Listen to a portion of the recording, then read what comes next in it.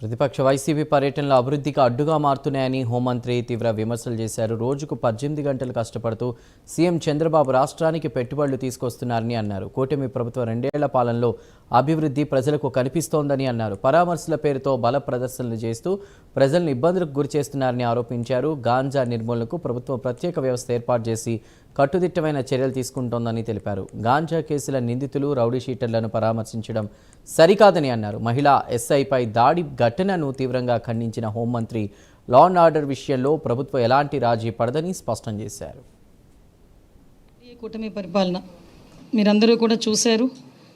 గౌరవ ముఖ్యమంత్రి గారి దగ్గర నుంచి గౌరవ మంత్రులు, అదేవిధంగా నియోజకవర్గాల్లోని ఎమ్మెల్యేలు అందరూ కూడా ఈ 2 ఏళ్ల పరిపాలనలో జరిగిన అభివృద్ధి గురించి కానీ, పురోగతి గురించి కానీ ప్రజలకి చెప్పడం ఒక ఎత్తు అయితే, ప్రజలను కూడా భాగస్వాములను చేయాలని ఒక మంచి ఉద్దేశంతో ఈరోజు ముందుకెళ్తున్న తరుణం కూడా మీరు అందరూ చూస్తున్నారు. ఇది ప్రజాస్వామ్యం. అటు ఏదో అంటారు కదా, ప్రజలు గమనిస్తూనే ఉంటారు, ప్రజలు చూస్తూనే ఉంటారు. నాకులాగే చాలామంది ఇంక్లూడింగ్ మీరు కూడా ఈ 2 ఏళ్లలోని 2 వేరు రాజకీయ నడవడికలు కలిగిన వ్యక్తుల గురించి కూడా మీరు చూసుంటారు.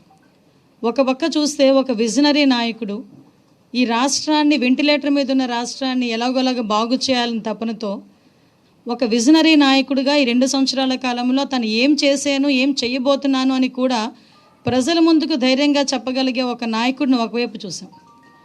ఇంకొక వైపు ఇంకొక నాయకుడు అని నేను అన్నగాని ఒక గొడ్డలి పార్టీకి అధ్యక్షుడు. ఎందుకంటే నాయకుడు అంటే దాని అర్థం మారిపోతుంది కూడా. సో నేను ఒక గొడ్డలి పార్టీ అధ్యక్షుడు, అతను బయట అడుగు పడితే అతను అడుగు గనక బయట పడితే ఏ మేరకు వెళ్తున్నాయి విధ్వంసాలు, అరాచకాలు అంటే ప్రజలు కూడా భయభ్రాంతులకు గురయ్యేటట్టుగా అతను బయట అడుగు పడితే మహిళలు కూడా రక్షణ లేకుండా బయటికి ఇబ్బంది పడే పరిస్థితి. సామాన్య ప్రజలు తమ వ్యాపార లావాదేవీలు కూడా చేసుకోలేక